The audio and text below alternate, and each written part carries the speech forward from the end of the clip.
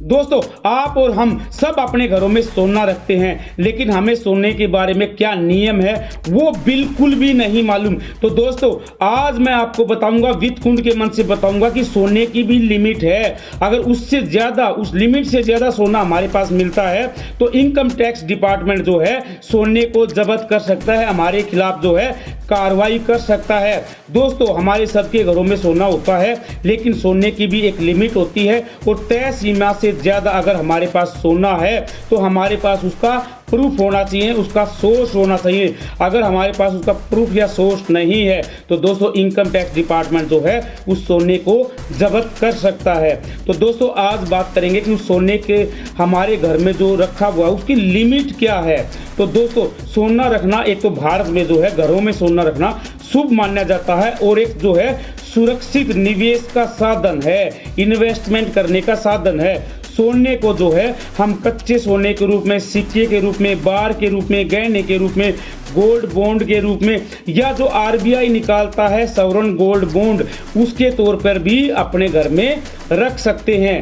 दोस्तों, 1968 में एक गोल्ड कंट्रोल एक्ट आया जिसके तहत जो है गोल्ड सोना रखने की एक सीमा तय कर दी गई, लेकिन बाद में जो है 1990 में इस एक्ट को खत्म कर दिया गया। भारत में जो है लिंग और वैवाहिक स्थिति के अनुसार जो है हम सोना रख सकते हैं। जैसे कि एक विवाहित महिला जो है वो बिना किसी सोच के 500 ग्राम तक का सोना रख सकती है। एक अविवाहित महिला जो है 250 ग्राम तक जो है सोना रख सकती है। एक विवाहित पुरुष जो है वो 100 ग्राम तक सोना रख सकता है। इससे ज्यादा भी हम रख सकते हैं, लेकिन उसके लिए हमारे पास सोर्स होना चाहिए, इनकम का सोर्स भी होना चाहिए और उस सोने का प्रूफ होना चाहिए हमारे पास। दोस्तों, 3 साल से ज्यादा अगर सोना हमारे पास है तो उस पर लॉन्ग टर्म कैपिटल गेन लगता है जो 20% की दर से लगता है। शॉर्ट टर्म कैपिटल गेन के जो नियम जो है वो वही होते हैं जो सामान्य नियम होते हैं हमारी इनकम पे। तो दोस्तों, हम बॉन्ड के रूप में जो है गोल्ड अपने घरों में मैच्योरिटी तक रख सकते हैं। बॉन्ड जो है, सोने का जो बॉन्ड होता है वो कोई टैक्सेबल नहीं होता, उस पर टैक्स नहीं लगता दोस्तों। और अगर हम उस गोल्ड बॉन्ड को समय से पहले कैश करवाते हैं तो दोस्तों 20% की दर से हमारे ऊपर टैक्स लगता है। दोस्तों, गोल्ड बॉन्ड को जो है हम एक्सचेंजों में डीमेट के रूप में जो है हम उसका कारोबार कर सकते हैं। तो दोस्तों, एक क्वेश्चन ये भी आता है कि भाई हमारे पास क्या क्या कागजात होने चाहिए। अगर इनकम टैक्स डिपार्टमेंट हमारे यहाँ रेड मारता है तो वो हमारे पास प्रूफ मांगता है।